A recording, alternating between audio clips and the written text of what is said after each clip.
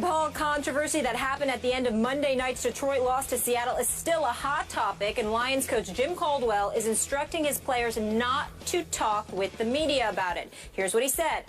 I'm not going to tell them not to talk about it. We can't be hanging on something that happened a night ago that we can do nothing about. There's nothing we can do about it.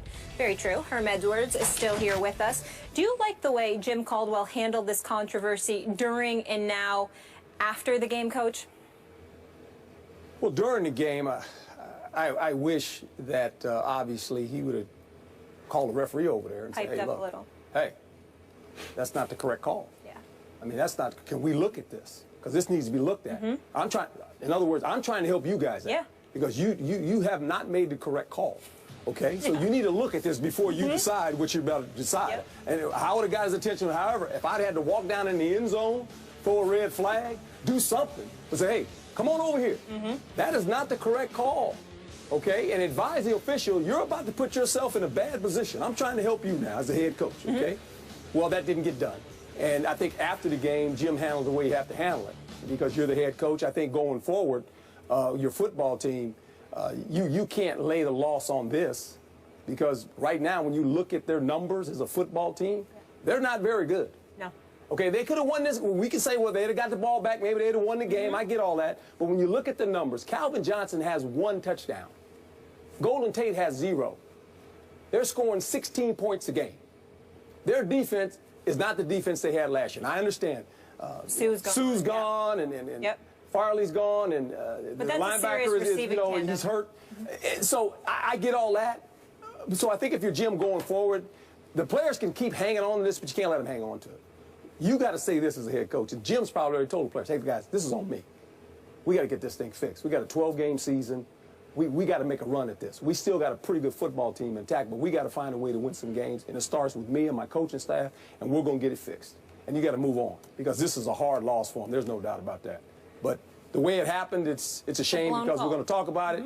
We know the officials were not in position or to call it correctly, and I'm surprised the officials didn't huddle up and say, hey, look, let's get this thing right because this is wrong. But Jim could have brought it to their attention, knowing that I know the rules, and the rules say that you cannot bat the ball out of the end zone, period. And it's kind of ironic because in 2013, this happened with New England and San Diego. There was a batting call by in a game, and then Seattle had one, believe it or not, against San Francisco, where they batted it out of bounds. Okay, but they're batting it out of bounds, not through the end zone. Yes, but here's the deal. Yeah. What struck me right away when it happened, I said, well, that's a foul. But was even more mystical to me is like, you never teach a defensive player to bat a ball. No. You always go after the ball. Now, if you go after the ball and you miss it and it goes out of the end zone, it's one thing, but you fall on the ball. When it's a fumble, defensive players are taught to fall on the ball. Some of them will actually pick it up and run for a touchdown. I wonder who that was. Okay? Yeah. But you go for the ball. You don't never knock it out of bounds or try to knock it out of the end zone. You don't do that defensively. That's just my mindset. I mean, I've always coached my teams that way. You go after the ball. You try to take the ball away from the offense. And when it's on the ground, go get the ball. The only people you ever see kick it out of the back of the end zone is a punter who misses because he wants the safety. Or maybe a quarterback who loses the ball and just you take the safety. Say, we'll take the safety. Okay, whatever we got to do. Real quick, any way they didn't know the rule? I don't know that. You got to ask them that. I don't know. I'm not going to sit here and try to second-guess coaches and their staff. Stephen A.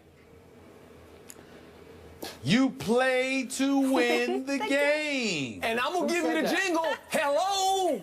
That's the jingle, Stephen A. There you go, baby. You got it right. You know, don't press send. Yes. All of this stuff, Skip, that we point to, courtesy of our man, Coach Herm Edwards, speaks to a vivacious, a demonstrative personality, which Jim Caldwell could have used Monday night. This is why I brought it up. Okay.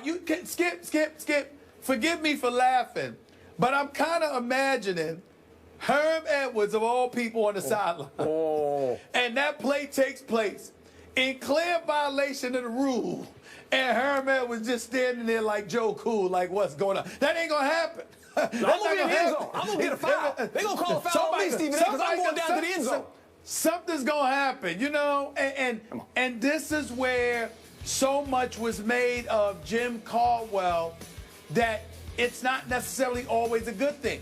This is one of those instances, Skip, where dare I say, we would have preferred Jim Schwartz as the coach at that particular moment. Maybe. I'm not saying that he's not better for the Lions, because I definitely think that Jim Caldwell is better for them than he was.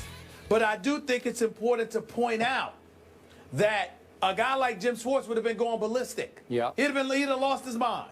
Okay? And that's what needs to happen from time to time. But in the end, to me, Skip, all of this is irrelevant. Coach, all of this is irrelevant. Here's why.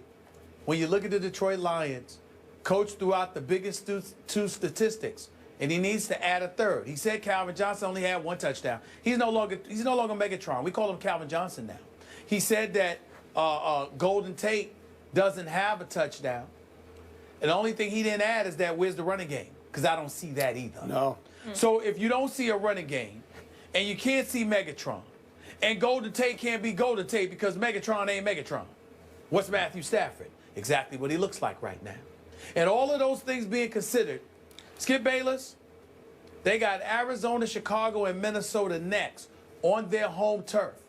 Do you realize that if the Lions win 2 of 3, they're still 2-5? Yeah. Okay, so let's quit over. talking about the Lions. Their season's over. Stephen A. Smith, I vehemently disagree that this is all irrelevant, because the shrewd operator that you are on this show, you've done it again. You've gotten away with sweeping under the carpet what is relevant here. Your Seahawks should be 1-3 heading to Cincinnati on Sunday.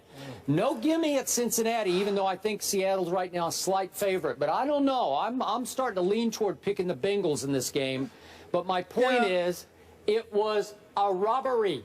Once again, the NFL looks awful. Yeah, the Lions got robbed. That's what happened. Skip. Hey, Skip. Hey, what? I understand robberies are robberies. But that implies that the Seattle Seahawks are robbers. You ain't robbers unless you get caught. They didn't get caught. They got away with the as robbery. A result of that, I mean, excuse me, the record in the NFC West at this particular moment in time says 2-2. Undefeated since the return of Cam Chancellor. Yeah, that's what it says. That's what I see. Needs a big asterisk beside it. No. I don't know. I mean, we saw a bad play, a missed call. We get all of that. But I saw a defense that basically shut Detroit down until that last drop. I saw Cam Chancellor go in there sweeping and under the sweep carpet, the ball. 91 yards for a touchdown until that last drive. That was some drive. Stuff like that happens. Stuff like that happens. Oh, Hey, your man Brandon Whedon. Hold on. Your man Brandon Whedon took the Dallas Cowboys about 90 yards on Sunday night. How'd the game end? How'd the game end, Skip Bayless? I'm just saying. I'm just saying, what happened? What happened? So let's get back to the Seahawks that you picked to go to the Super Bowl and win the Super Bowl, who stole that game. And by the way, their head coach, before I get to Jim Caldwell, Pete Carroll had no idea what that rule was or is, because he continued to talk about it yesterday as if the back judge is saying, the back judge, it was a 50-50 call. It wasn't a 50-50 call. It was a 100% call. You have to throw the flag. Hey, what? Hey, Skip Bayless. Do I get to talk on this show ever? That's subject to interpretation. That's subject to interpretation. Oh. That's all I'm saying. Yeah. That's your interpretation. I don't know that to be true. Maybe it was 50-50. I don't know. Maybe. Okay. Now you're in their camp. Okay. Now let's go back to what I thought should have been the headline of the day from the comments from Coach Caldwell. Coach Caldwell says that he saw the field judge, not the back judge, with his flag out in his hand, waving his flag like he was preparing to throw it, or to at least alert his compatriots on his ref crew, hey, and Jim saw it. That's what he said. I saw him waving the flag. Jim also suggested that the back judge might not have even known the rule. And is that possible? It's possible. I brought it up yesterday. I also brought up the fact that given the incredible volume of that 12th man crowd of theirs, it could be a little intimidating for a ref, and he might think about it and then hesitate just for a split second, like, do I really want to throw this flag to decide this game on this field in front of these folks? It's just psychological. They're all human. You know this. You've dealt with them for your whole life. And so did he hold it just a second and then think, no, I can't do that?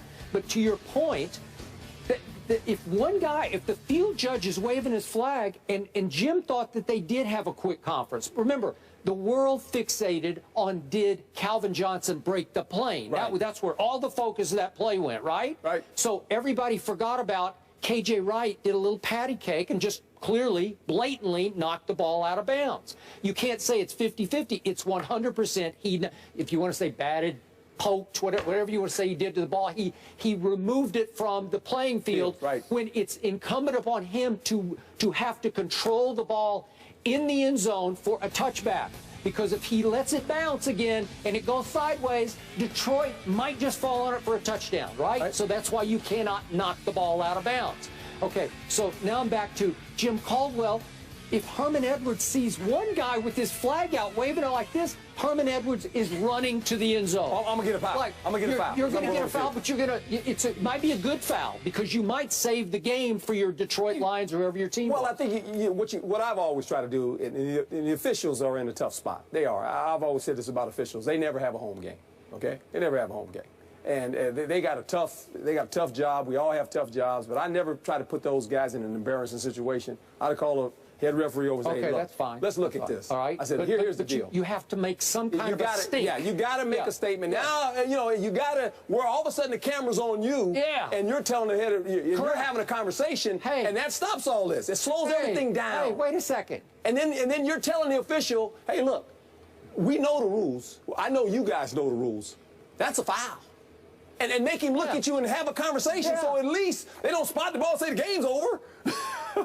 But it was Tony Correnti, who was the head referee. He could say to you, Coach, my back judge decided it wasn't a foul, and you just have to say that was his judgment, and you'd have to let it go. Then you live with it. But I don't know that he would say that to you. At least you have to alert them that, look, this is what I'm seeing right now, and this is what they see up there. My coaches are telling me exactly what happened. Can we look at this? Are you sure? Are you positive you want to do this? Because obviously, under the rules, it's not reviewable because it's a judgment call. But they're looking. They're looking at it. Yeah. Come on. I mean, Dean Blandino, moments after the game, is saying, we blew it. This is the 12th man again showing up. That's the same end zone of the failed Mary play, right? Same end zone. Yeah. So Stephen A. Smith gets away with another one, and he's got another bogus team going forward at 2-2. Say what you want. At the end of the day, your arguments are valid to some degree, but there's plausible deniability. And as long as there's plausible deniability, we have to lean on the fact that the Seattle Seahawks are coming. By the way, Coach, not to be political, but I need to tell you this. Yes, sir. My name is Stephen A. Smith, and I approve this message. Gotcha. Detroit versus everybody. Fired up, Skip. I love it. Really. He's nervous right now. He's not. He's angry. The last time Greg Hardy faced the Patriots, he sacked Tom Brady. Herm Edwards has a personal relationship with Hardy there, and he's going to react to Hardy's return to the NFL in just a bit.